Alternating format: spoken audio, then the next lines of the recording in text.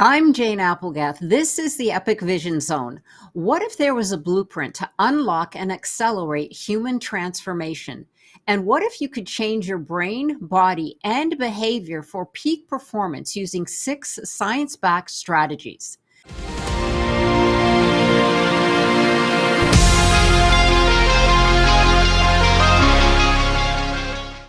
Abraham Maslow wrote, "In any given moment, we have two options: to step forward into growth or to step back into safety." Michael J. Lopez is a transformation strategist, LinkedIn top voice, sought after speaker, and best selling author of Change: 6 Science Backed Strategies to Transform Your Brain, Body, and Behavior. He has had over 2 decades of leadership experience at firms across industries. Included is a background as a U.S. intelligence officer where he forged a leadership style grounded in adaptability. His work with organizations such as Clorox, DoorDash, and Meta reflect his ability to design and implement innovative change procedures. Michael's groundbreaking book, Change, blends innovative research with behavioral science, neuroscience, psychology, and actionable strategies. The purpose: to help companies, teams, and individuals unlock potential, drive sustained performance, and accelerate human transformation by fostering change to our brains, bodies, and behaviors. A former college athlete and member of the Positive Coaching Alliance Leadership Council, Michael continues to mentor others as a youth and grade school football coach. Michael's mission is simple: help people go further, faster, and change is the blueprint to get there. Welcome, Michael. Thank you for joining us here today. Thank you so much for having me, Jane. Well, I'm very excited to get started on this topic. And of course, adaptability is one of the things I think that is at the forefront of everybody's mindset these days. So, give us an idea of what inspired you, Michael, to write Change: The Science and Art of Transformation. And why do you think now is the right time for this message? Yeah, I spent a lot of time working with many different organizations and delivering services that were designed to try to help companies change, organizations change, working on athletic fields, working in teams across the DoD, and I found a very consistent thread in many of those experiences that the established practices of change management weren't really helping people change. We were doing things that felt good on the surface, but we weren't really changing people. And when you talk about an organization, it's just a group of people trying to accomplish something together. And the unit of measurement for change is the person. It's the individual. The only person you can change is you. The only person that you'll ever be able to change is you. And so I felt like we were taking the wrong approach. I was doing things with athletes and I had this great understanding, some of it intuitive, some of it through experience, of how do we adapt our bodies? How do we make teams perform together better on the field? And yet we'd show up to work and forget all of those things. And so it really became a logical next step for me to try to blaze a new path through this conversation and give people real strategies, real tactics, things that they were grounded in science, grounded in experience that people could achieve, so they hit their goals. Yes, I love that you had the awareness, Michael, to actually notice that the methods that we were putting into place weren't really getting to the core. They weren't getting to where we really needed the change. And I think, like you do, I love science-backed information, and science is teaching us so much these days. In my days, We have so much access to this kind of research. You don't have to be in medical school. I'm a big fan of the Huberman Lab podcast. That was one of the podcasts that started me down this path to really understand the science behind what's happening to us when we try to change. And I was like, wow, I mean, I can sit through a 4-hour lecture and learn so much about the brain. And I finally started to have a language for things that I sort of knew through experience, but I didn't really understand the mechanism or why it was working or didn't work. And I've been the recipient of many of these practices. I've been in rooms and gone through training, you leave, you go to a 30-minute training, and then you're the same person, right? Why doesn't it stick? And so as both the deliverer and the recipient, I just knew that we needed to have a different conversation. Yes, absolutely. I agree 100%. So, in your book, then you discuss the 6 science-backed strategies for transformation. Which do you think, and we'll get into those a little later, but which do you think is the most overlooked and misunderstood, and why? Yeah, it's like asking me to pick my favorite kid. But I think, to me, I just did a talk yesterday somewhere, and I think this idea of embracing stress, you mentioned it at the beginning in the quote that you shared, which I love. If we don't rebuild our relationship with stress, we will have a Mm, hard time meeting our goals and meeting our transformational objectives. We have a love-hate relationship with stress in a lot of ways, and we've learned to kind of demonize the experience, and for good reason, right? There are things like long-term chronic emotional, physical stress. That's not what we're discussing here, and that's not what I talk about in my book. Those things require intervention at a level that I'm not qualified to address. What we're talking about is the stress that induces adaptation, right? Muscles mm, grow under stress, bones grow under stress, we learn under stress, we remember under stress. All of these things are very, very important responses to the stress experience. And yet we've kind of gotten into a culture of, let's sort of be stress free, and I'm really the opposite. It's all about inducing the right kind of stress to help you move in the mm. direction of your goals. And so for me, I think that's the one I would say, if I had to really pick, for most people, I would start there. Yes, that is, and it's interesting that you said that we've almost demonized the word stress because we associate it now with a lot of illnesses, which it can be the cause of. But like you said, I mean, that's deeper work. And, but, they always say that the body always remembers. And of course, Yeah. stress, releases cortisol. So there's all that science that goes into that.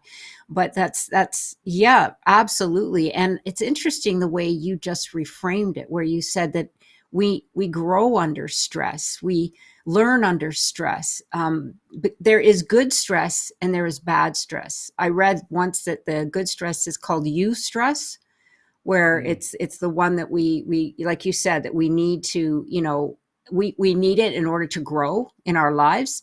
So do you feel that the timing is right for this, because there is so many individuals that are looking at stress in such a negative way? Yeah, I think one of my goals, like I said, is sort of to have a different conversation. And every strength is a weakness in the right circumstance, and every weakness is a strength. And so I Mm, think to simply label something as an always or never, I think that's dangerous territory, right? We know, and if you've seen for example, the cold plunge craze, the cold shower craze, I do that every day. That's an example of a really positive stress-induced experience that has all sorts of, real clinical effects, from dopamine impacts to anti-inflammatory impacts to immune system impacts.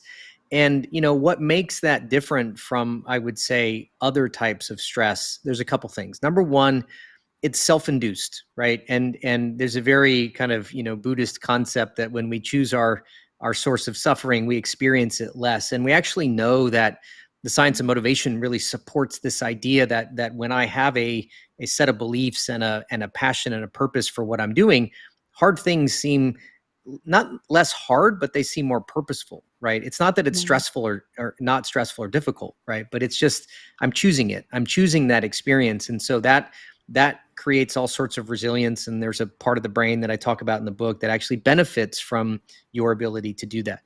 The second thing that makes those kinds of experiences so important is that they're short term, right? Where mm. these are 5, 10, 15-minute experiences, right? That's all we really need to be able to get the hormone effects of a positive stress response. Because it's really important to understand something about stress. Stress it doesn't know. It is an autonomic response that happens to your body with one purpose, which is designed to get you to move. It doesn't Mm. know why you're stressed. It doesn't know what's causing it. It's relative to your brain, right? What's stressful for you might not be for me, or vice versa. And so if we know that, if we know stress is relative, and if we know that stress is designed to create movement, well, then I can start to harness that in ways that help me move in the direction of my goals. And that's really what the book is about. Well, that was really wonderful information. So your book emphasizes the role of the environment in change, which Yeah. is really interesting because I've had a few experts here on feng shui, which is a different way of looking Mm, at it, but it's still the environment. And so how can people leverage small shifts in their environment to create big results? yeah. Yeah. Look, we all went through collectively together the biggest environmental shift of our lifetime, right? Which Mm, was COVID, right? Talk about a dramatic change in our environmental circumstances. And we all have stories of ways in which that made life, harder, and in some cases made it better or different, right? Depending on, certainly loss of life is, the most important thing. mm, But there, we all experienced a dramatic shift in our ability in our physical environment to be able to make changes or do the things that we had done. And so that's a grandiose example that'll probably not happen to us again in our lifetime. mm, But there are other environments, right? There's our emotional environment, right? We've all been in relationships that might be difficult or stressful or toxic, pick your term. We have our social environments, right? Our groups of friends and the people that we interact with, right? Social interaction is some of the most biologically rewarding interaction that we can participate in. And so and now we have our virtual environments, right? I'm in Sacramento, you're in Arizona, we're having a conversation in real time. But our phones, we know a lot about, all social media and some of the highs and lows of those experiences. And so there's ways to, number one, I'd say, try to line those things up, right? So to create mm, as much harmony, using the feng mm, shui term, about, if I have a job that's my safe space, but I go home and it's difficult, right? We know and understand the experience of that dichotomy. Um, if I'm avoiding emotional experiences because I'm lost in my virtual environments, right? We know that there's mm, real negative effects to that. And so, a couple things for people to think about. You can create constraints in your environment that limit your ability to engage in undesirable behaviors, right? You can turn off mm, notifications on your phone. You can take all the junk food out of your house. You can, get a different car or walk to work if you're close enough, right? There's things you can do that take the stairs instead of the elevator. These sorts of things that limit your ability to do the thing you don't want to do. But at the same time, you can create access, right? And there's ways to open up pathways in your environment, right? Put the bowl of fruit closer to you than the candy jar, right? As a very simple example. And so mm. James Clear's book, Atomic Habits, which is one of the foundational pieces of work around this, he talks a lot about this idea that our environment plays a huge bidirectional role in our ability to change. And so there's big pieces of the book about that whole conversation. But Mm. Yes, I could see that. That is it really does affect our it's a vibrational information as well. I mean, like you said, it's interesting because you said put the bowl of fruit closer than the jar of can. I would just get rid of the jar of you could candy. just I mean, get, yeah, why? yeah, Yeah, why tempt yourself? But yeah, those are great small changes, like the atomic, habits. Those are small steps create great yeah, leaps. I mean, and yeah. when you said, take the stairs instead of the elevator, I mean, all of those add up and they make you feel better because One of this the one actually, of the things. Oh, yeah, sorry. I was just going to say, go ahead. One of the things I share with my with people quite a bit is I work with leadership teams, Mm, and we they have a regular leadership meeting once a week, once a month, and every time they go to that meeting, everybody sits in the same place. Mm. And what I do is I tell them the first thing we're going to do is we're all going to change seats.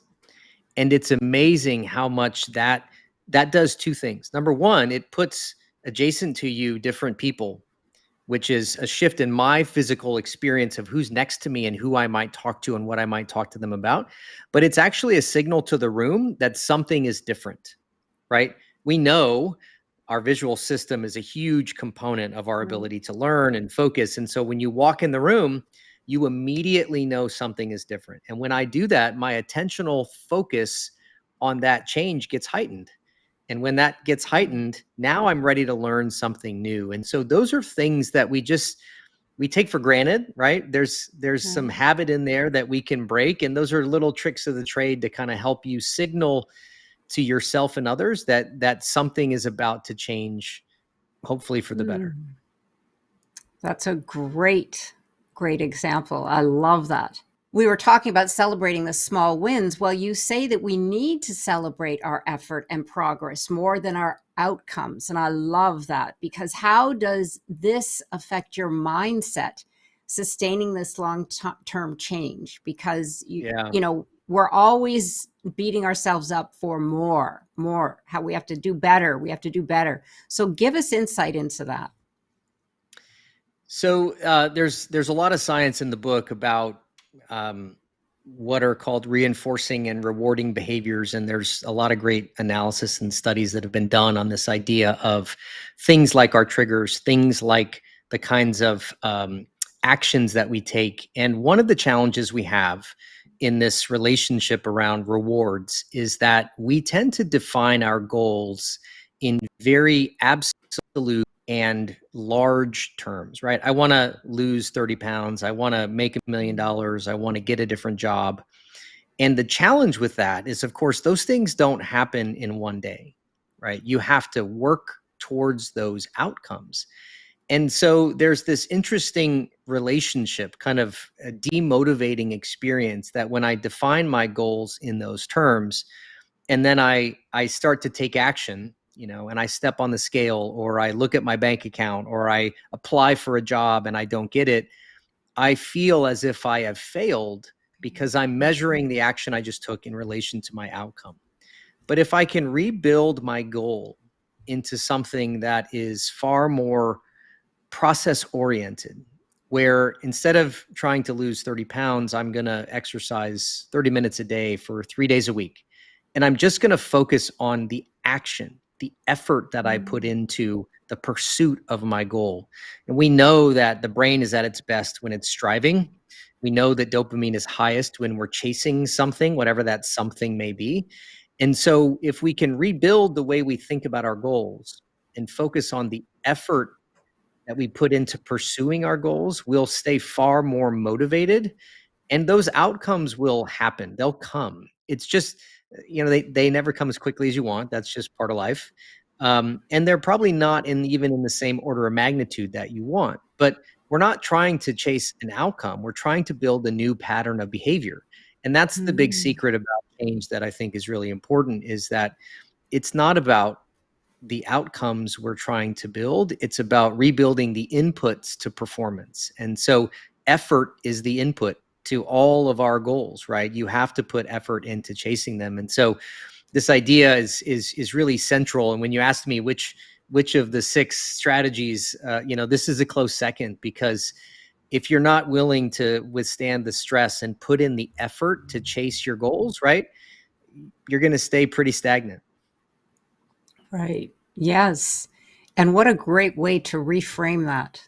Perspective is everything. And looking at, like you said, we're always looking to reach that goal, but we don't focus on the progress. Like you said, put that effort into the progress, because then you feel like you're doing something, you're working towards it. Whereas like you said, if you're trying to lose weight and you've done it for like 3 weeks, you get on the scale and you're like, oh, it's failure. And then of course, like you Right. said, we always look at failure as a bad thing. And Right. yeah. And there's a whole dimension of this around the science of motivation, which is, movement not just what we would consider to be kind of philosophical movement in our direction, but actual physical movement is incredibly motivating. Mm. And so what I tell people is the reason effort is so important is that effort creates motivation and motivation creates effort. It's a cyclical experience. And so, we don't hope our way into change. We have to act our way into change. I always tell people, if you want to be different, you have to do different. This Mm. is a participation sport, right? It's not a spectator sport. And so this idea of initiating movement, right? Move in the direction of your goal. That's the goal, is to move in the direction of your goal, whatever it may be. Perfect. Absolutely perfect. Thank you for that. Well, talking about habits, the book highlights the role of neuroplasticity in transformation. So, how can people actively strengthen the neural pathways to embrace new habits? Yeah. So we use this phrase, rewiring our brain, and it's not really how it works. Over the age of about 25, it's not a bright line, but over the age of about 25, we stop making new neurons, right? So it's really the biggest time is between age 0 and 6, but let's just say after 25. And so it's really about repurposing the pathways that we have in our brain. So um, we do that in one of two ways. We do that by not using a pathway that weakens it, or we do it through repeating an action or a behavior. There's fancy terms for these. One is called long-term potentiation, which is repetition. The other one's called long-term depression, not the emotional version of depression, but it's basically the act of not doing things. And so repetition is your friend. If you want to change, you have to repeat an action frequently. You have to fail at it. You have to make mistakes, and you need feedback. And those Mm. three things are essential, right? And we've heard about the 10,000 hour rule and all of these different things, but there is real science behind the idea that the nervous system responds to repetition in both productive and unproductive ways, right? So I can do something and not correct it, and I will form a pathway. I will reinforce a pathway that's somehow not beneficial to me in my life. And we can all think of two or three things that maybe we wish we could change that are unproductive habits and pathways. But so it's sort of really first about understanding. It's about repurposing the pathways that I have, and it's about repetition. And there's Mhm. a third component that is really important, which is I have to give something up.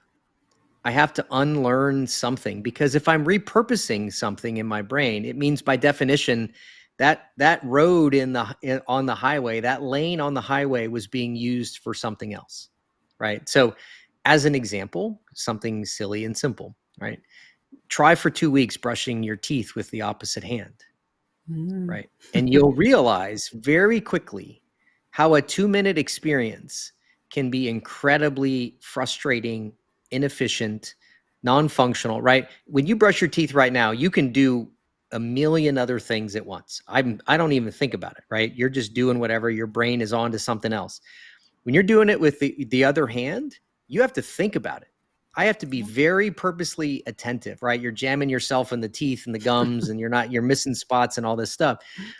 That is a microcosm of what happens to us when we try to practice a new behavior, right? I am by definition ineffective in the early stages, but what I'm giving up is the ability to not think about it, right? I have to really give attentional control to this idea that I am focusing on something I'm not good at. I'm making mistakes. I'm missing the target, whatever it may be. Those are cues to the brain that it needs to change. And that's how we sort of go through that process. So, and that's honestly why most people give up, is Mm. because the stress of that experience, it's Right. just too Yeah. much. And we just like, Mhm. I'm not doing this. Why am I doing this? I could be much more effective doing it the old way. And Mm. and then there's all sorts of psychology about, during times of stress, how we default to learned and established behaviors and what that means and all that stuff. So yeah, it's a real challenge. It's hard, right? And anyone who tells you change is easy has never changed anything about themselves in their life. It's tough. It's tough. Yeah. Yeah, it is. And I always say life is a practice. Like It's all about the practice, right? The practice for the good or the practice for the bad. I mean, if you're not necessarily the bad, but the old habits, I mean, you're basically just have the blinders on and you're living unconsciously, which unfortunately is the majority of the population. But the more we understand how the mind works, I always say the ancients got it right. We just didn't Yeah. understand their language. And now that we have Yeah. our language, which is science to back it up, it demystifies the mystics. So, I mean, as Joe Dispenza says, but yeah, absolutely. And you're right. I'm going to try that. I'm going to try brushing my teeth with my left hand, and I bet you. But wow, Yeah. that you know what? That is Michael. That is a great example of showing or telling people how we are hardwired, because Yeah. it's such a simple task when we use the hand that we've always used. But just to show you how difficult it is to make that change, try it with the other hand. And Yeah. that's how hardwired those neurons become. That is such a great example. Thank you for sharing One of that. the things I am not, this is a very gender stereotype comparison, but I am maybe one of the 5% of men that do not have a great sense of direction. And it's gotten even worse now that I don't have to, I just use Google Maps Yeah. or Apple Maps or whatever it is. And I have found at times that I will intentionally not use a map, even for somewhere that I've been, because, or maybe I'm going somewhere I've been a couple times, to stress my brain into focusing on remembering the path that I took, or take a different path to get to the same place, but not use it. And Mm. that's another example of like long-term depression, right? Which is this idea that I don't spend time dedicating a pathway to remembering directions because I don't need to. I've given up that space to something else. Well, now if I want to go back and not use the app, well, that pathway's been given up for something else. And now it's like, oh man, I'm really struggling to go through that experience. Right. And so, because as when we're young, we learn through exposure and observation. Right. Mm-hmm. And so, yeah, I have a little baby. She's 11 months old, Oh. and she is learning what it turns out when our brains, when we're born, are kind of they're kind of hyper connected. There's Mm-hmm. just stuff everywhere, right? It's like a poorly planned city view. And what happens is we strip away the connections we don't need and we reinforce the connections that we do. Walking, using the right hand, she's right-handed, or we learn these things and we strip away everything else. And that just happens through, it does happen through trial and error, but it happens through observation and exposure. When we get older, because we're not making new neurons, we don't learn the same way. And so we have to really focus, right? Have to Mm. really, it's part of the reason why learning a language when you're younger is so much easier than it is when you're older. And so these are the Mm-hmm. kind of things that, when we talk about learning something new, we all have the ability to learn our entire lives. And anyone, again, who tells you differently doesn't understand the brain. It's how we learn that changes. And that's where most people fall Mm. short, is because they're not willing to dedicate the effort and the repetition to that experience. It Right. just doesn't happen magically. Right. Yes, because you're right. And congratulations, by the way, on your baby. How beautiful is that? She's But great. yes, I She's mean, great. yeah. When we're young, like you said, you have a new baby. Well, she is not doesn't have all the static as well as we grow older, and we have all of this outside influence, and now we're processing and we're understanding. And but when you're young, it's just like a sponge. There's nothing there to distract from the learning, Yeah. and that's a beautiful thing. But yes, absolutely, as we grow older, you're right, we have to practice more because we have many other things on our minds, and that's the challenge as well. So Yeah. to be able to focus and to shut down the static, but and challenge yourself, like you said, challenge yourself to go a different way and hopefully not get lost. But you have your GPS, so you'll be fine. Your wife Yeah. won't We have to also put don't out an like, APB. that's right. That's right. We also don't like to make mistakes, right? And so, Oh yeah. Mm-hmm. what I would tell people is that mistakes are your friend. And of course, there's levels to mistakes. I understand that. But mistakes are the single greatest contributor to the opportunity for neuroplasticity. And I use Mm. that phrase specifically, opportunity, because you can make a mistake and not learn from it. You have to adjust. But a mistake, in however you define it, signals to the brain that something needs to change. It's up to you how you respond to that moment. But mistakes are your friend, and the more you make, the faster you learn. It's just that simple. Yes. And that's a change of dialogue too. Yeah. The failure and the mistake, right? They're not Yeah. bad. They're good. You're learning. And oh my gosh, your little girl is going to have so much great learning from you. Oh my gosh, she's going to have a I terrific have older future. kids Yeah. too, and they get a dose Oh, of me all the time, and I think they good. get tired of it. Like, Dad, don't, am I going to get another speech about change? And like, so I have to, yeah. It's okay. They'll appreciate it when they get older, and it'll all come back. Let's I'm hope so. telling you for sure. So, in your book, then, and I think we've touched a little bit on this, that you contrast adapt, adaptation and adoption. Adoption, yeah. Explain the difference and why they are critical for lasting change. One of them. Yeah, so adoption is really kind of defined as the act of using something new, right? So if Mm, you're trying a new computer program, or you've got a new gadget at home, or a new potato peeler or whatever, you're learning the practice of the skill of that activity, whatever that may be. Learning to serve a tennis ball, playing a different sport. Adaptation is actually sort of defined as the transformation of an organism to be best suited to its environment.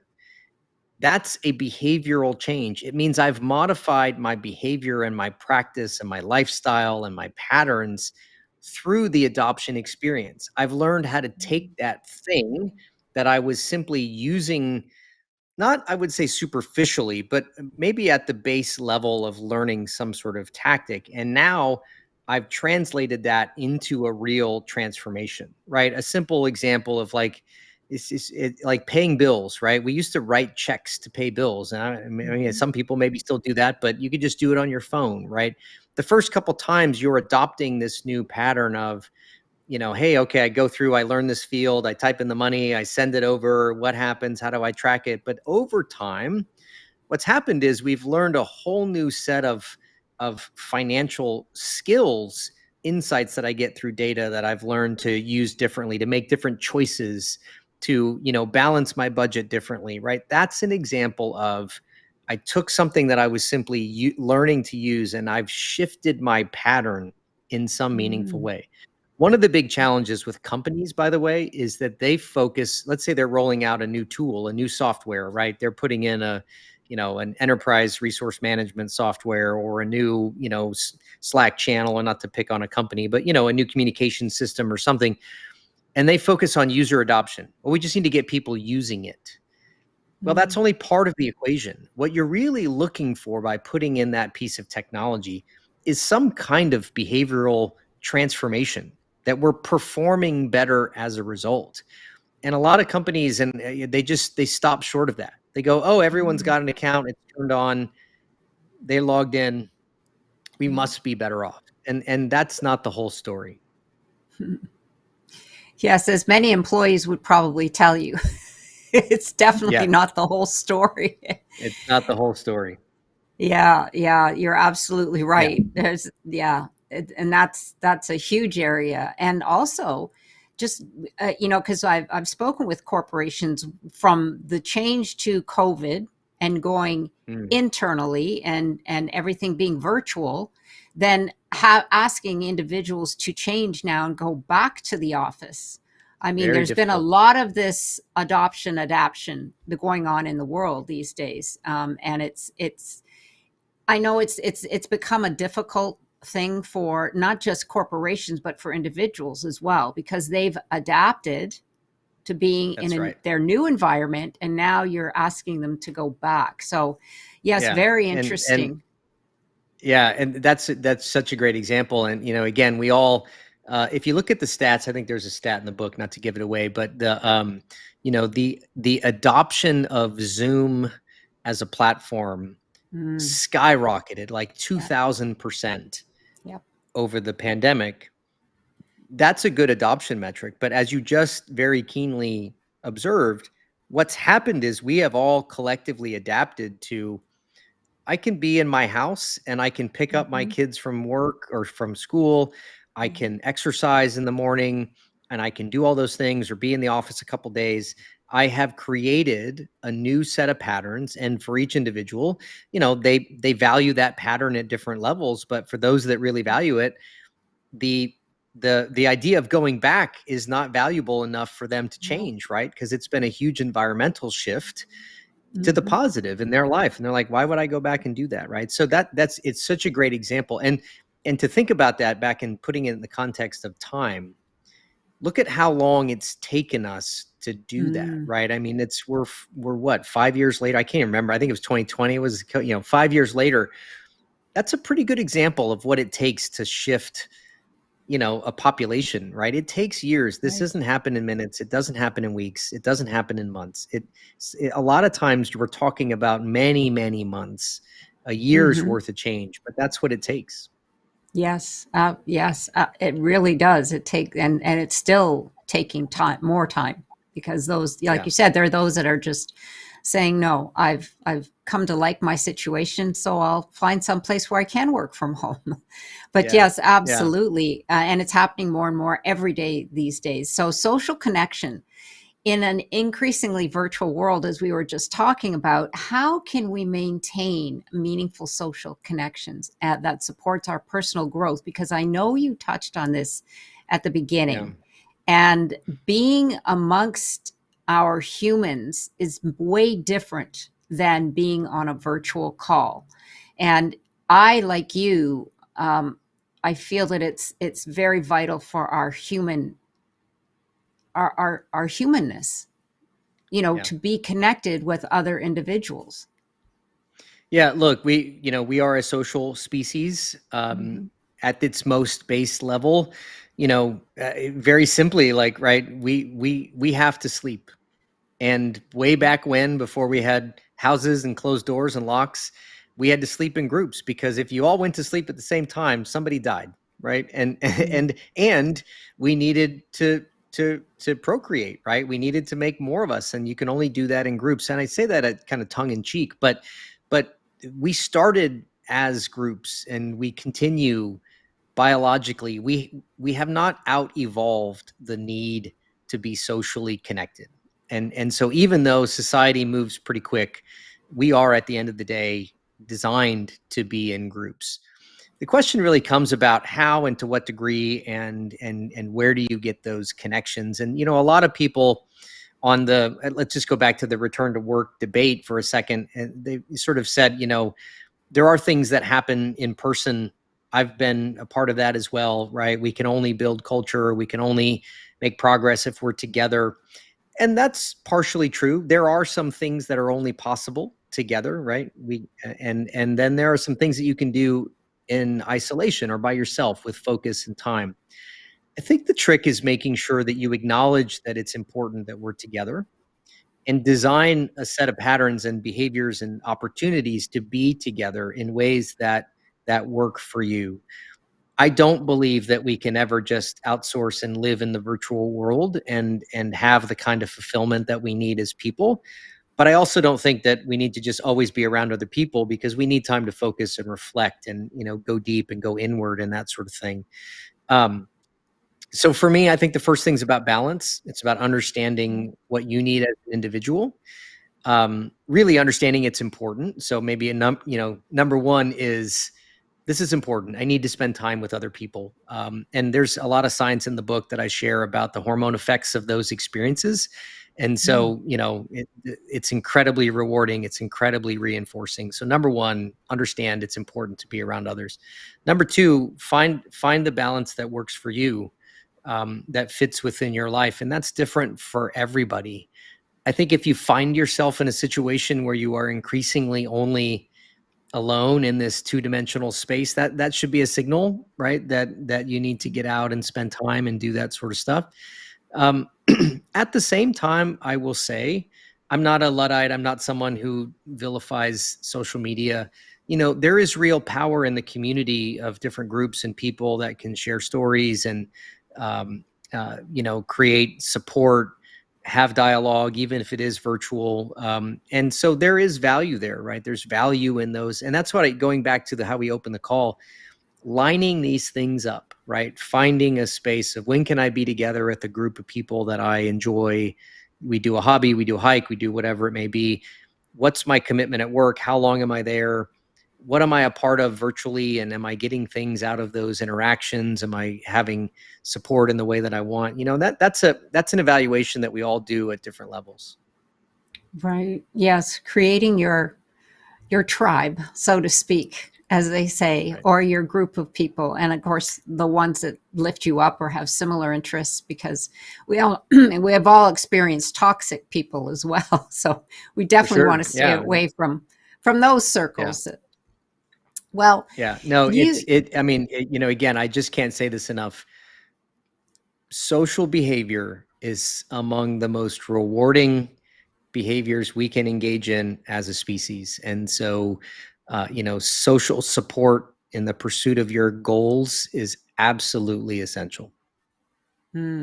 yes, I agree 100%. Yeah. So experts say life is to be experienced. So how does your personal journey as an athlete and leader influence the insights and strategies in your book?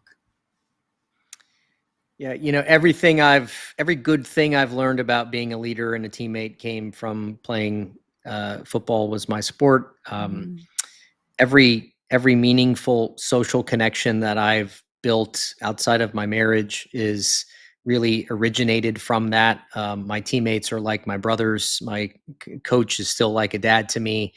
Talk about social network and social support. 30 years later, this group of people, I talk to my best friend, former teammate, 3 times a day. We are absolutely each other's people. And I think beyond the community that it created for me, the idea of understanding how to play the long game and development. I played quarterback, among the most difficult positions. It is the most difficult position in sports. I'm happy to have that debate with anyone who wants to have it. The understanding of what it takes to be a leader, be responsible, be accountable, develop, learn, live under stress, experience the way stress can be beneficial. All of these things as an athlete, you learn through the experience of competition in ways that, like I mentioned, then I became a coach and I was leaning on these strategies, even though I didn't have the language for it. Talking about focus, right? There's a phrase we use in the sports world for quarterbacks about hard and soft focus, right? And how do we mm, use that in the development of a play? And how do I understand what I'm looking at? And so much of one of the 6 principles that I talk about is about creating focus and how does our visual system support our ability to move in the direction of our goals. And so I didn't know that's what I was doing as an athlete or as a coach, but I understood. Then how do I translate that to a team of people, right? When I'm in a room in a workshop, right, where we're not, somebody who's 250 pounds isn't chasing mm. you, but we still want to operate with a sense of urgency, right? How do I leverage those strategies? It's not overstating it to say I would not be the man I am today without that experience. Everyone should play a team sport at some point. I think it's essential. And I'll say that my early work, working with the military, also an organization that understands how to line up a group of people towards an objective. They don't get it Mm, right, just like every other organization doesn't get it right all the time, but they understand roles, they understand decision making, they understand collective performance, they understand adjusting, they understand planning and preparation.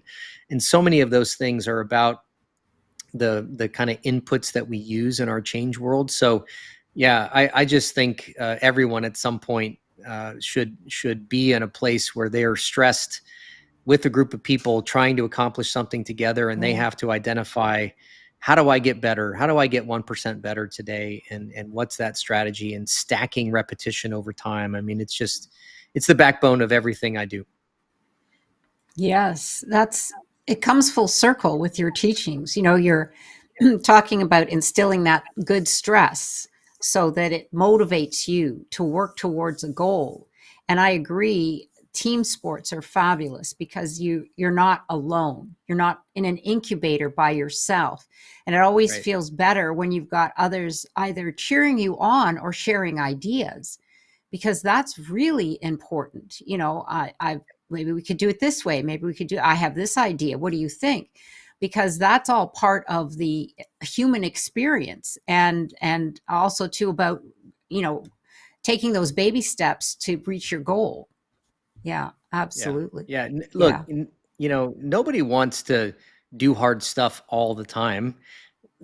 We need people to pick us up, right? We don't feel like doing it every day. And yet, like our goals, to try to pursue the effort that we need in pursuit of our goals, we don't feel like doing the thing every day. I don't feel like going through that experience every day, right? It's not reinforcing, which is this idea of like the likelihood that I'm going to try this again is very low. That's really what that means. And it's Mm-hmm. not rewarding. It doesn't feel good when I do it. And so you need people to pick you up, right? And not, Yeah. not to say, by the way, that individual sports don't have their own great Mm. incredible qualities around focus and attentional control and self-development and all those things. I'm certainly not suggesting that at all. But for me, nothing happens alone. I am blessed to be surrounded by amazing people that have picked me up in tough moments, and Mm-hmm. hopefully for them, vice versa. And no company will ever do anything great by themselves. It takes a Yeah. group of people, and so it's just back to being a social species, right? Companies are Yes. groups of social tribes trying to do something together. Takes a village, It as does, a for woman sure. would say, for the As a kids, woman for who sure. has said, There, yes, there we go, yeah, right back to the family, which is the beginning, right? yeah, yeah, Absolutely. absolutely. Well, Yeah. what is one piece of advice, Michael, from your book that you hope every reader takes away and applies to their life immediately? I just mentioned it about nobody wants to do hard things every day, but the truth is, do hard things as much as you can. There's a part of your brain, you go and you can read this in the book, that actually responds to our willingness to do difficult things. The more we do difficult things, the more that future difficult things seem less difficult.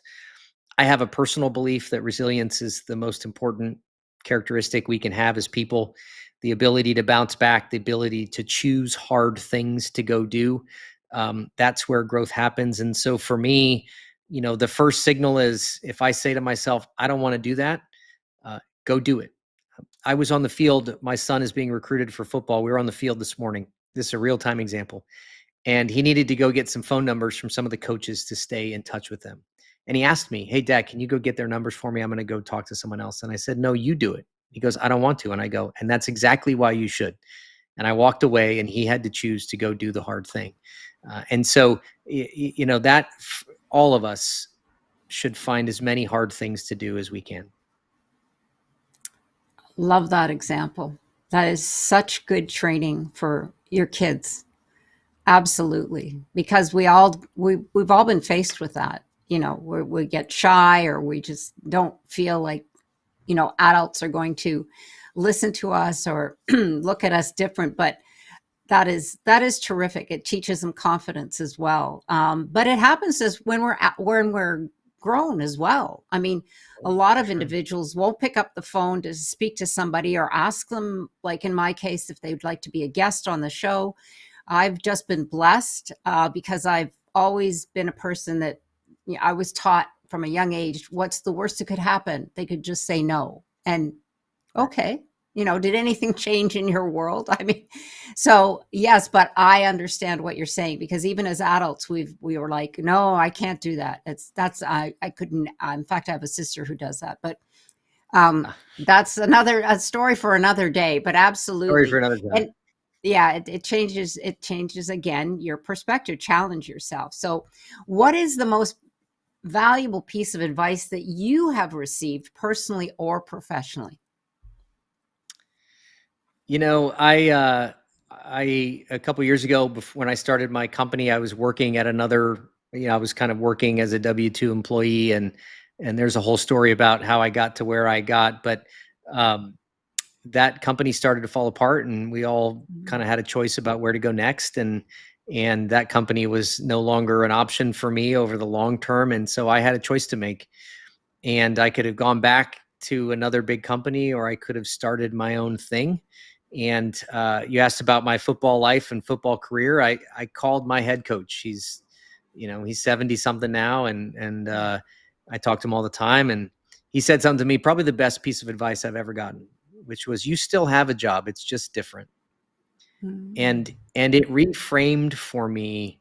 Number one, it instilled in me a belief that I have inherent value in myself, and that I didn't need a corporate logo behind me in order to assert that, and that Mm. I needed to think differently about what I was doing. And it was one of the most empowering statements anyone has ever said to me, because what happened as a result of that was I shifted my thinking not to if I was going to do this, but how. And talk about goal reframing. And it became about, how do I deliver the effort that I need to head in the direction of my goals? And I took my own advice. I mean, I made that decision before I wrote the book, right? I wrote the book I started writing 3 months after I started my company, and finished it, 7 months later. So I took my own advice, and that was just really, really, really impactful. The second piece of advice I got, we just talked about. Somebody told me, always raise your hand for the hardest job that nobody wants. Mm. Because people, even if you fail, people will respect you for having the courage to raise your hand. And I have just always lived by the principle, I raise my hand, I'll do it. And there's a story I talk about in the book of my first job as an intelligence officer, 25 years old, reporting to the chairman of the Joint Chiefs of Staff, who reports to the president, as the senior air defense analyst in the middle of a war. And that only happened because I raised my hand. And Mm. and so always raise your hand for the most difficult job. You'll never be disappointed with the result. Mm. Talk about, excuse me, talk about moving out of your comfort zone. Wow. Fabulous. That is, we should put everybody through that test for sure. Well, that is wonderful story, and thank you for all of your information. So, how do people discover more about your services, books, and resources, Michael? Yeah, the best place to start is my website, michaeljlopez.coach. Once a coach, always a coach. So that's my suffix there at the end. It's got all my socials. I do, as a LinkedIn top voice, also have a weekly LinkedIn live series that I host with other top voices. That's all on YouTube, which you can subscribe to, Michael J. Lopez 9. And you can sign up for a newsletter that I have there, that I put together insights from that show, my book, other insights on change. But everything starts with that. And you can order the book from there as well. It's available on Amazon, Barnes and Noble, all the normal places. So yeah, I would start there. Wonderful. And we will have all of that information on the Epic Vision Zone bio pages as well. If there was one message that you could share with the world, what would it be? Keep changing. Change is Mm. possible. It's not just possible, it's necessary. And for all of us, I hope that we learn something new the day before they close the casket, and that we keep changing our whole lives. It's part of this glorious, beautiful thing called life that we get to experience. And I hope people take a bit of motivation from this, and start today on their change journey. Wonderful. Well, Michael, because we're here on the Epic Vision Zone, I have one last question. If your life were Sure. an epic story, what would the title be? I saw this and I thought, this is one thing, I'm not good at titles, but I think it would be something like, harder change is better change, change for the better, Mm. something like that. I've had so many people tell me about stuff I couldn't do in my life, and I took it as a personal affront to go chase those things down. And so for me, every hard change has led to change for the better, and I'm grateful for that. I've learned a lot. I'm not done, but it would be something along that line. Wonderful. And you have your book, Change. So it's right in line with that. Well, thank you again, Michael, for joining us here today. And once again, for information and to connect with Michael, go to the Epic Vision Zone bio pages where you will find all of his social media and direct contact information. And be sure to follow me on Instagram at Jane Applegath and look me up at janeapplegath.com. And be sure to subscribe to my YouTube channel, iTunes, and Spotify on the Epic Vision Zone. Sending you much love and gratitude. This is the Epic Vision Zone, the ultimate source for extraordinary transformation.